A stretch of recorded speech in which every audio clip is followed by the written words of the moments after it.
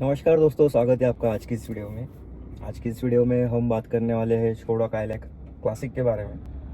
ये जो आप पर्टिकुलर मॉडल देख रहे हो, ये स्कोडा का क्लासिक मॉडल है और सबसे बेस मॉडल है, स्टार्टिंग वाला।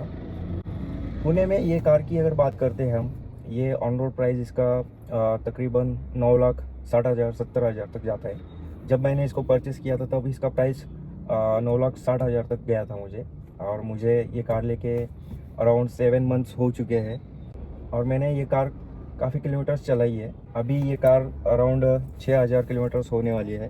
इन 6,000 किलोमीटर्स में मैंने ये कार बहुत सारे रोड्स पे, घाट सेक्शंस पे और जो नॉर्मल सिटी ट्रैफिक होता है उसमें भी चलाई, और जो बम्पर टू बम्पर ट्रैफिक होती है उसमें भी मैंने चलाई। तो ओवरऑल ये कार का एक्सपीरियंस कैसा रहने वाला है मैं आपको शेयर करूँगा इस वीडियो में। तो दोस्तों, सबसे पहले फ़ीचर्स की अगर बात करते हैं ये कार में, फ़ीचर्स एंड इसके परफॉर्मेंस वगैरह, तो इसमें सबसे पहले इंजन की अगर बात करते हैं पर्टिकुलरली, तो ये कार में 1 लीटर TSI इंजन प्रोवाइड करता है स्कोडा की तरफ से। तो दोस्तों, ये काफ़ी अच्छा पावर और टॉर्क प्रोड्यूस करता है। अराउंड 115 bhp पावर प्रोड्यूस करता है और 180 Nm ऑफ टॉर्क ये जनरेट करता है दोस्तों।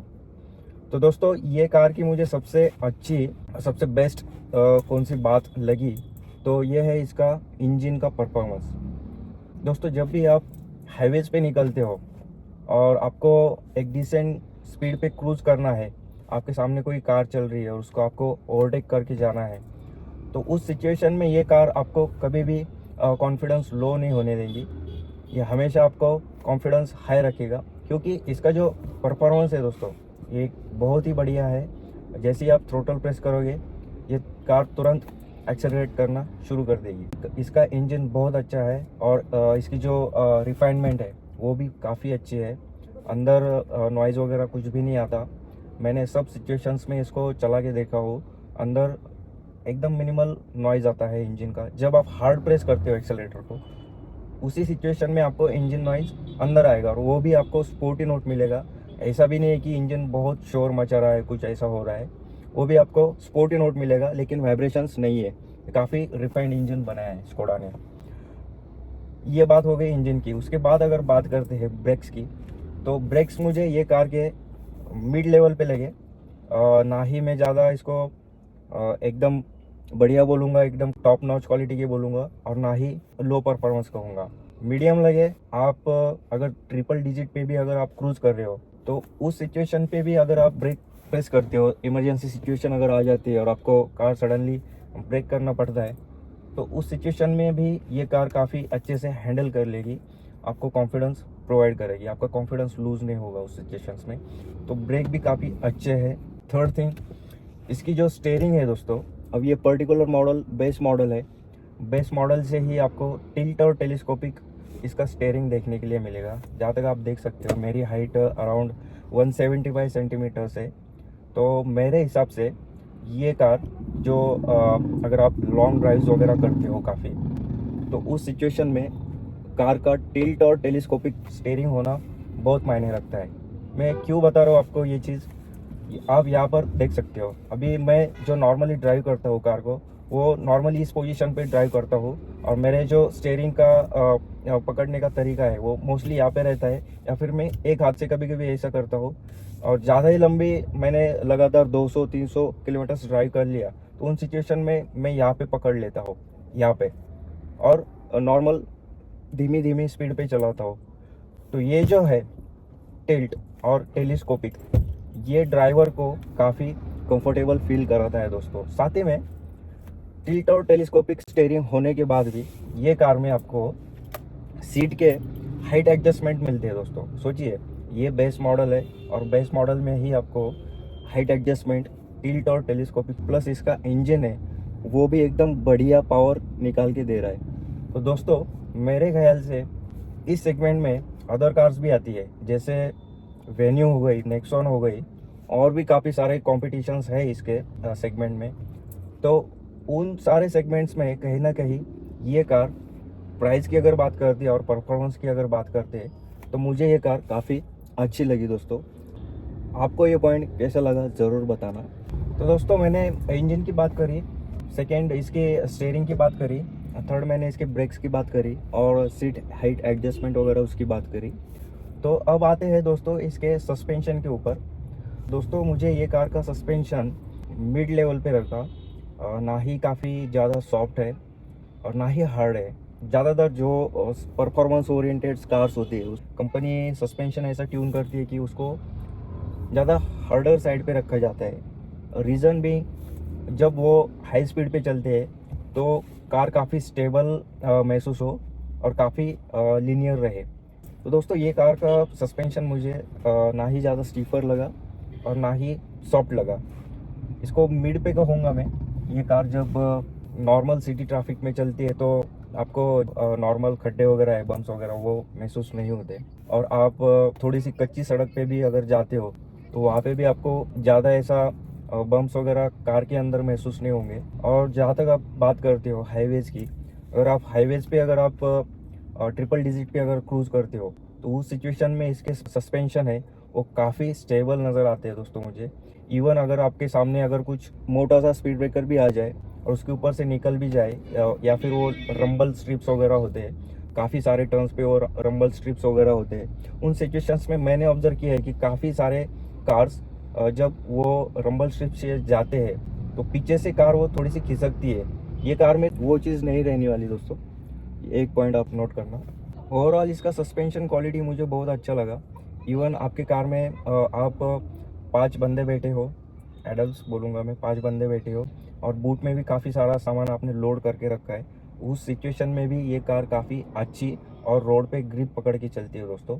आपको कहीं पे भी कॉन्फिडेंस लूज़ नहीं होने वाला। अब दोस्तों फीचर्स की अगर बात करते हैं ये कार में काफ़ी सिंपलिस्टिक फीचर्स दे रखे हैं बेसिक मॉडल में। तो फीचर्स की अगर बात करते हो दोस्तों, तो सबसे पहले कार के अंदर अगर हम बैठते हैं तो ना ही आपको इंफोटेनमेंट सिस्टम दिया जाता है बेस मॉडल में और ना ही कुछ स्पीकर वगैरह प्रोवाइड किया जाता है। आपको बस खाली आप जब रिवर्स गियर एंगेज करेंगे तो तब आपको जो पीछे का जो सेंसर्स है उसका बीप सुनाई देने के लिए यहाँ पे कंपनी ने एक ट्विटर्स दे रखे हैं, वो बीप बीप बीप साउंड करेगा, बस वही दे रखा है। अगर इसके दूसरे फीचर्स की अगर बात करते हैं इंफोटेनमेंट सिस्टम छोड़ के, तो यहाँ पे आप ड्राइवर साइड पे देख सकते हो ऑल विंडो पावर कंट्रोल्स दे रखे हैं ड्राइवर साइड। और साथ ही में ये जो साइड व्यू मिरर्स है इसको भी आप इलेक्ट्रॉनिकली एडजस्ट कर सकते हो अंदर से ही, ये भी यहाँ पे कंट्रोल दे रखा है। उसके बाद स्कोडा की कार्स में इंजन ऑटो स्टार्ट स्टॉप का फीचर आता है। अब जिन भाइयों को ये फीचर पता नहीं इंजन ऑटो स्टार्ट स्टॉप क्या होता है, मैं आपको एक्सप्लेन करना चाहूँगा। ये फीचर अगर आपके कार में आप ऑन रखते हो और आप सिग्नल पे खड़े रहते हो, सिग्नल पे खड़े रहने के बाद आप जब भी गाड़ी न्यूट्रल करके क्लच रिलीज कर देते हो, मतलब आइडल पोजीशन पर रख देते हो, तो विद इन 1 सेकेंड ये कार पावर ऑफ हो जाएगा, विद इन 1 सेकेंड इसका इंजन ऑफ हो जाएगा। और जैसे ही आप स्टेयरिंग का मूवमेंट करते हो, सपोज सिग्नल छूट गया, ग्रीन लाइट लग गई और आप स्टेयरिंग का मूवमेंट ऐसा थोड़ा सा किया तो तुरंत ही कार स्टार्ट हो जाएगी और आप फर्स्ट गियर लगा के जा सकते हो। सेकेंड, आपकी कार रेड लाइट पे ऑफ हो गई, आपने क्लच दबाया तो ये कार ऑटोमेटिकली स्टार्ट हो जाएगी। थोड़ी सी मूवमेंट अगर होती है कार में, ये काफ़ी सेंस अच्छे से कर लेती है और स्टार्ट हो जाएगी। तो ये एक फीचर मुझे काफ़ी अच्छा लगा। सेकेंड दोस्तों, इसके जो टायर्स प्रोवाइड किए हैं बेस मॉडल में, वो 16 इंच इसका जो रिम साइज़ है वो 16 इंच का दिया है और 205R16 इसका टायर प्रोफाइल है, 205R16। तो ये इसका टायर प्रोफाइल दिया है, काफ़ी अच्छा है दोस्तों। ये टायर प्रोफाइल ज़्यादातर आपको परफॉर्मेंस ओरिएंटेड कार्स में देखने के लिए मिलेगा और इससे ये होता है दोस्तों, रोड पे ग्रिप अच्छी मिलती है और कार रोड को पकड़ के चलती है। तो इस कार के साथ ये बेस्ट टायर प्रोवाइड किए गए हैं। और साथ ही में दोस्तों इसकी अगर बूट कैपेसिटी की बात करते हैं तो अराउंड 406 या कुछ तो समथिंग इसका बूट कैपेसिटी है। मैं एग्जैक्टली फिगर्स मेंशन करूँगा वीडियो में, एग्जैक्टली फिगर्स कितने हैं मुझे पता नहीं, वीडियो में डाल दूँगा। तो इसका बूट काफ़ी बड़ा है दोस्तों। आप फैमिली के साथ अगर कहीं जाते हो, बाहर निकलते हो, तो इसके बूट में काफ़ी सारा लगेज आप साथ में लेकर चल सकते हो, आपको लगेज का दिक्कत नहीं होने वाला। तो ये काफ़ी मुझे पॉजिटिव पॉइंट लगा इस कार के बारे में। नेक्स्ट थिंग, ये कार मुझे चलाने में कैसी लगी। तो दोस्तों मैं आपको एक बात बताना चाहूँगा, ये कार परचेस करने से पहले मेरे पास पर्सनली मैं पोलो यूज़र रहा हूँ और वो कार से डायरेक्टली मैंने इस कार पर शिफ्ट किया है। तो अगर मैं कंपेयर करता हूँ, काफ़ी कंपैरिजन का ये कोई मतलब सेगमेंट एक नहीं है। वो हैचबैक कैटेगरी में आती थी और ये थोड़ी सी मिनी एसयूवी में आती है। लेकिन फिर भी अगर मैं कंपेयर करूँ इसकी ड्राइविंग एंड हैंडलिंग की, तो ड्राइविंग एंड हैंडलिंग में मुझे ये कार काफ़ी अच्छी लगी दोस्तों। स्पेशली इसका जो स्टीयरिंग का फीडबैक है वो रोड पे काफ़ी शार्प और एकदम प्रिसाइज है दोस्तों। एकदम प्रिसाइजली ये कार का स्टीयरिंग फीडबैक है। सेकंड थिंग, इसकी जो स्टेबिलिटी है दोस्तों, हाई स्पीड पे भी इसकी स्टेबिलिटी इतनी अच्छी है, आपको कभी भी कॉन्फिडेंस लूज़ नहीं होने देगी। मैं आपको ये बताना चाहूँगा, जो मेरे पास जो पहली पोलो थी वो सेम एज पोलो मुझे ये चलाने में लगती है।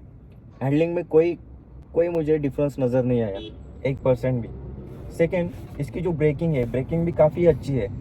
अगर आप अच्छे ब्रेक पैड्स वगैरह अगर यूज़ करते हो तो ब्रेकिंग भी आपकी अच्छी होने वाली है। जो कंपनी ने स्टॉक प्रोवाइड की उससे भी अच्छी होने वाली है अगर आप brake brake pad high quality की यूज़ करते हो। और इसका सस्पेंशन वो भी काफ़ी अच्छा है।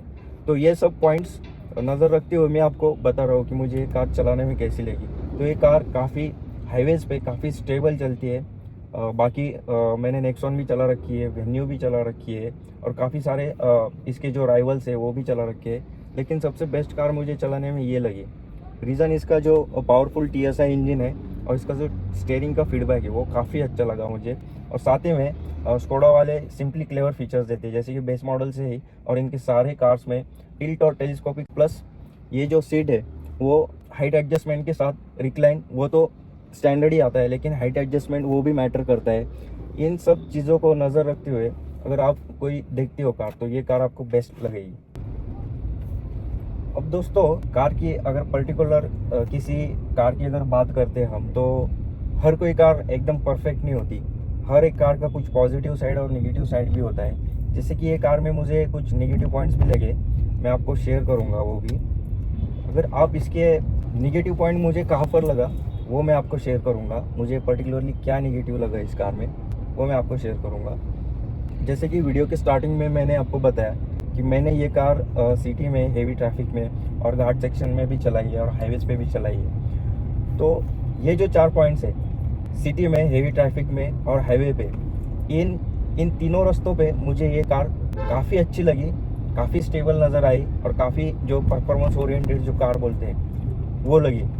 लेकिन बात अगर घाट्स की आती है, घाट्स में भी मैं एक कार को काफ़ी लंबा चलाया हूँ। अगर आप एक कार को घाट में लेके जाते हो और फर्स्ट सेकंड में ही चलानी पड़ती है, तो ये कार आपको घाट सेक्शन में काफ़ी लैगी फील कराने वाली है दोस्तों। ये पॉइंट आप ज़रूर नोट करना। अगर आपका लोकेशन घाट सेक्शन या फिर पहाड़ी एरिया पे अगर आप रहते हो, ये घाट सेक्शंस पे ये कार काफ़ी लैगी फील होती है। आपको काफ़ी बार बार डाउन शिफ्ट करना पड़ेगा और ये कहीं ना कहीं ड्राइवर को इरिटेट कर देता है। तो ये एक पॉइंट मुझे इसका परफॉर्मेंस के रिलेटेड लगा, वो भी घाट सेक्शंस पे। बाकी ओवरऑल सिटी में, हाईवे पे, हेवी ट्रैफिक में ये कार एकदम टॉप नॉच परफॉर्मेंस है, कोई दिक्कत नहीं। बस ये एक मुझे नेगेटिव पॉइंट लगा दोस्तों।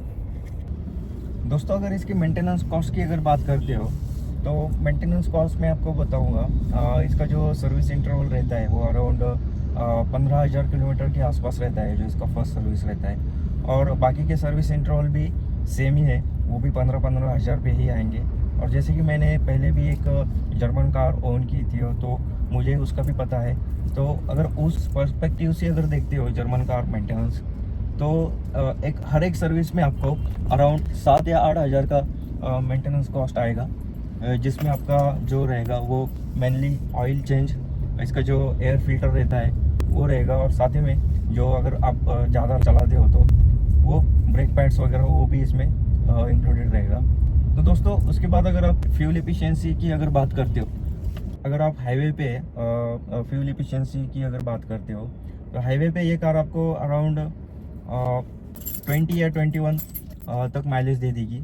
वही अगर आप हेवी सिटी ट्रैफिक में अगर आप चल रहे हो, तो वहाँ पे भी ये कार आपको 7 या 8 तक का माइलेज दे देगी। हेवी सिटी ट्रैफिक में बोल रहा हूँ मैं, बम्पर टू बम्पर ट्रैफिक में। प्लस वही अगर नॉर्मल ट्रैफिक है, तो उस सिचुएशन में ये कार आपको 15 से 16 तक का माइलेज निकाल के देगी। हाईवे पे, स्पेशली हाईवे पे ये कार काफ़ी अच्छी चलती है। अगर आप 75 टू 80 के रेंज में अगर चलते हो तो वो रेंज में ये कार आपको काफ़ी अच्छा माइलेज निकाल के देने वाली है। और प्लस अगर आप 95 ऑक्टेन फ्यूल अगर आप यूज़ करते हो तो उससे भी आपका 1 या 2 का माइलेज बढ़ जाएगा। तो ये रहा इफिशियंसी के रिलेटेड। और साथ ही में दोस्तों मैं एक पॉइंट शेयर करना भूल गया कि इसका एसी का परफॉर्मेंस कैसा है। इसका एसी का परफॉर्मेंस मैं ठीक कहूँगा, स्पेशली जो कूलिंग है इसका वो मैं ठीक कहूँगा। क्योंकि सिटी ट्रैफिक में अगर आप चलते हो कभी कभी तो कभी कभी इसका एसी परफॉर्मेंस है, जो कूलिंग है वो थोड़ा सा कम हो जाता है। आपकी जो गैस की जो क्वांटिटी है, जो ऑलरेडी इसमें रिफ्यूल होके आता है, इसमें गैस जो डल कर आता है कंपनी से, हो सकता है उसमें कुछ कमी हो या फिर उसकी क्वांटिटी कमी हो, तो उसकी वजह से ये हो सकता है। और इसका जो कूलिंग है पर्टिकुलर हाईवे पे और नॉर्मल सिटी ट्रैफिक में कोई दिक्कत नहीं आती, सेटिस्फाइड हूँ ऐसा कहूँगा मैं। और ये एक पॉइंट शेयर करना रह गया था मुझसे। और दोस्तों बात आती है फाइनल वर्डिक्ट की, और आप भी सोच रहे हो कि ये पर्टिकुलर बेस मॉडल लेने की, तो मैं कहूँगा just go for this base variant. Because ये जो बेस वेरिएंट है दोस्तों, ये काफ़ी वैल्यू फॉर मनी मुझे लगता है पर्सनली। क्योंकि इसमें जो इंजन प्रोवाइड किया गया है, साथ ही में इसका इंजन और जो टिल्ट और टेलीस्कोपिक और सीट हाइट एडजस्टमेंट, और प्लस इसके सस्पेंशन और टायर, एक कार में अगर देखना है आपको तो यही चीज़ें मैटर करती है, राइट। अगर आप लॉन्ग जर्नी पे जाते हो तो आपको टिल्ट और टेलीस्कोपिक जो एडजस्टमेंट है वो काफ़ी कंफर्टेबल फील कराता है। साथ ही में अगर आपका सीट हाइट एडजस्टमेंट है उसमें, तो वो भी काफ़ी बहुत हद तक उसमें कंफर्टेबल फील कराता है। और अगर साथ ही में अगर आपको इंजन पंची मिल रहा है और स्टीयरिंग भी काफ़ी अच्छा मिल रहा है, शार्प और क्लीन एकदम, तो उस सिचुएशन में ये कार आपको कंसिडर करनी चाहिए। अगर आपका इकोनॉमी का कुछ कंसर्न नहीं है तो अगर आप हाईवे पे अगर आप ज़्यादा चला रहे हो तो ये कार काफ़ी आपको अच्छा माइलेज भी निकाल के देगी। नॉर्मली ये 18, 20, 18, 17, 18 इसके रेंज में ही रहेगी अगर हाईवे पे अगर आपका ज़्यादा चलना है। सिटी में ये 15, 16 के ऊपर नहीं जाएगी, मैक्सिमम 15 देगी आपको ये सिटी में, वो भी नॉर्मल ट्रैफिक में। और वही अगर बम्पर टू बम्पर ट्रैफिक है तो वही इकोनॉमी रिड्यूस होके 5 या 6 के एमपीएल तक भी आ जाएगी। तो ये एक चीज़ नोट करना। प्लस अगर आप हिल सेक्शंस में ज़्यादा रहते हो, हिल सेक्शन में अगर आपका ज़्यादा आना जाना है, तो उन सिचुएशन में ज़्यादा चढ़ाई पे ये कार फर्स्ट या सेकेंड गियर पे लैगी महसूस होती है। ये भी पॉइंट आप नोट करना। ओवरऑल ये 3 पॉइंट्स मैंने जो बताए आपको, ये अगर आपको इनसे कुछ परेशानी नहीं है तो आप इस कार के साथ जा सकते हो, अदरवाइज ये कार में कोई दिक्कत नहीं है। तो दोस्तों ये वीडियो लास्ट तक देखने के लिए आप सबका धन्यवाद। हाल ही में मैंने ये चैनल स्टार्ट किया है और आपका एक सपोर्ट चैनल को ग्रो करने में हेल्प करेगा। अगर आपको ये वीडियो पसंद आया दोस्तों तो ज़रूर लाइक कीजिएगा, और जो कोई आपका फ्रेंड ये कार लेने की सोच रहे हैं तो उसके साथ ये वीडियो ज़रूर शेयर करना, क्योंकि ये बहुत ही अनबायस्ड रिव्यू मैंने दिया है। जो भी इसके पॉजिटिव पॉइंट्स और नेगेटिव पॉइंट्स है मैंने सब आपको बताए हैं। और अगर वीडियो पसंद आए तो प्लीज़ लाइक कीजिएगा, और मिलते हैं ऐसे ही किसी इंटरेस्टिंग टॉपिक के साथ। जय हिंद, जय भारत दोस्तों, बाय बाय।